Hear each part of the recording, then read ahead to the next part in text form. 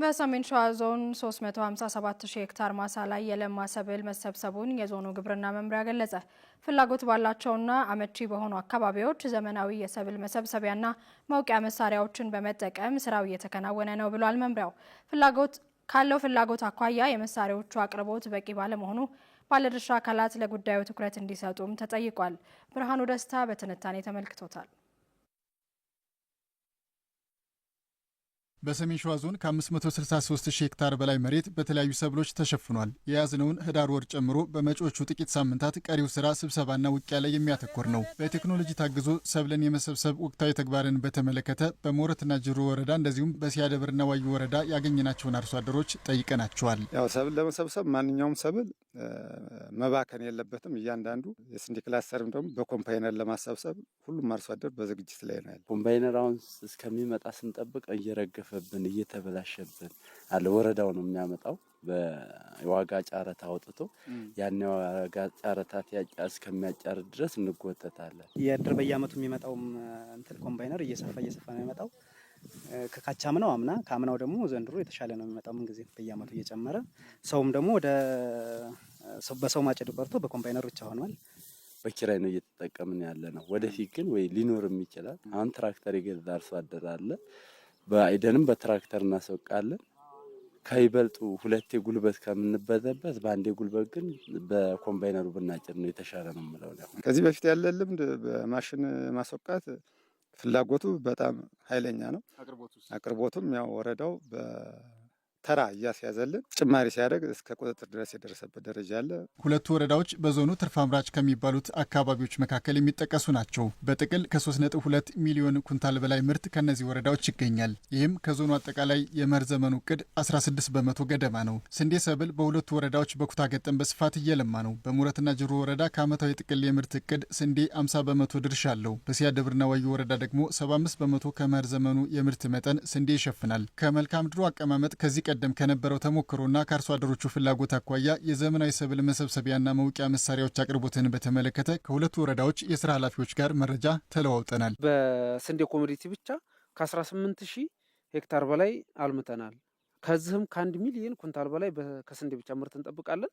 ይህንን ደግሞ ስንሰበስብ ብዙ ጥንቃቄዎች ያስፈልጋሉ ማለት ነው፣ የምርት ብክነት እንዳይከሰት።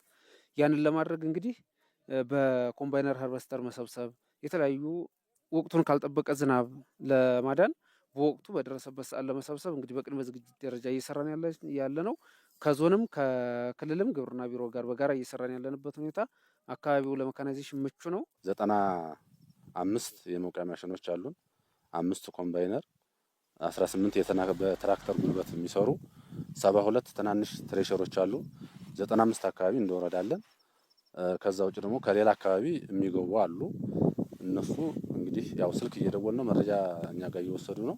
በእኛ በኩል ምርቱ ይመረትና ግን ደግሞ በተለይ ሜካናይዜሽን ላይ እንደኛ ወረዳ በጣም የተንቀረፈፈ ነው ጉዳዩ ማለት ነው።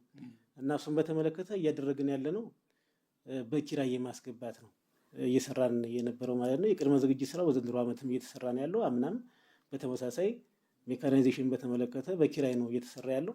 አሁን ላይ ግን ዘላቂ መፍትሄ እንዲኖር እንደ ግብርና አቅም ያላቸው አርሶ አደሮችን አደራጅተን ቁጠባ ቆጥበው ከባንክ የሚበደሩትን ብድር ተበድረው ግዢ እንዲፈጸምላቸውና ስራ ላይ እንዲውል ነው እየተነጋገርን ያለ ነው። በቅርብ ጊዜ ሊሆን የሚችልበት እድል አለ። ይሄ በቅርብ እናስገባለን። አሁን እሱ በቅርብ እናስገባለን። አርሶ አደሩ ተጠቃሚ እንዲሆን እንሰራለን። በሰሜን ሸዋ ዞን ለሰብል ስብሰባና ውቂያ የሚያገለግሉ 9 ኮምባይነሮች፣ 11 በትራክተር ጉልበት የሚሰሩ ማሽኖችና 26 አነስተኛ ውቂያ መሳሪያዎች በአዲስ መገዛታቸውን ከዞኑ ግብርና መምሪያ የግብአት አቅርቦት ቡድን ያገኘነው መረጃ ያመለክታል። በባህላዊ መንገድ የሚከናወነው ስራ እንዳለ ሆኖ አመቺ በሆኑ አካባቢዎችና አቅርቦቱ በተመቻቸላቸው ወረዳዎች ነባሮቹንና አዳዲሶቹን ማሽኖች በመጠቀም አሁን ላይ የሰብል ስብሰባ ሂደቱ ቀጥሏል ተብሏል። በዚህ ጉዳይ ዙሪያ በግብርና መምሪያ የሰብል ጥበቃ ቡድን መሪ አበበ ጌታቸው ማብራሪያ ሰጥተውናል። አሁን ወደ 8 ኮምባይነር ሃርቨስተር ዞናችን ውስጥ ገብተው ስራ ጀምሮ ሰፊ ስራ የመውቃት ከ350 ሄክታር በላይ በኮምባይነር ሃርቨስተር አጭዶ መውቃት የተቻለበት አግባብ አለ።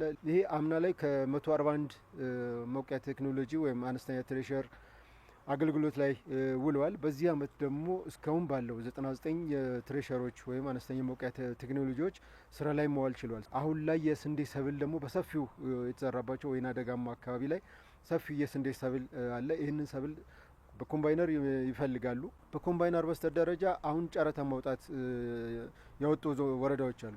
የሞረትና ጅሩና ሲያደብረ ወረዳ ሰፊ የስንዴ የማልማት አቅም ፖቴንሻልም አቅምም ስላላቸው እነዚህ ወረዳዎች በየአመቱ ጨረታ ያወጣሉ። ቴክኖሎጂው እንዲወቃላቸው እንዲያጭልላቸው ክላስተርን የማመቻቸት ስራ በወረዳ ደረጃ ተሰርቷል። በፍላጎት ልክ የሰብል ስብሰባና ውቂያ ማሽኖች አቅርቦት አለመጣጣሙን የገለጹት አቶ አበበ ባለድርሻ አካላት ይህንን ጉዳይ በቅርበት እየተከታተሉ ምላሽ እንዲሰጡም ጠይቀዋል። በጣም በርካታ የሚባል አርሶ አደርና ባለሀብቶች ቴክኖሎጂውን ይፈልጋሉ። ስለዚህ የቴክኖሎጂ አቅርቦት ውስንነት አለና የሚመለከታቸው አካልም ደግሞ ይህንን አቅርቦት በአርሶ አደሩ ገብቶ ወደ ስራ ማስገባት የሚቻልበት ሁኔታ መኖር አለበት የሚል እምነት አለን። በዞኑ በዘር ከተሸፈነው መሬት እስካሁን ከ357 ሺህ ሄክታር በላይ የሚሆነው የተሰበሰበ ሲሆን ከዚህ ውስጥ 167 ሺህ ያህሉ የውቂያ ስራው የተጠናቀቀ መሆኑን ከመምሪያው ያገኘነው መረጃ ይጠቁማል።